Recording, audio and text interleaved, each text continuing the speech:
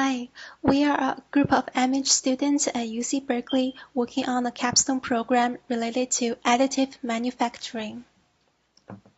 Since in industry process, much of the material particles are not deposited at the desired location, so that in our program we would like to set up an experimental equipment for a better understanding of multiphase flows in additive manufacturing. With the help of CFD, we can simulate the multiphase flows in the 3D printer to find a better design of the nozzle. It will help save the printing material and reduce the total owning cost of the 3D printer. Here is the experimental setup. Compressed air is directed to the upper chamber and mixed with metal powder. Then the mixture is sprayed through an exchangeable nozzle with a layer of cold flow.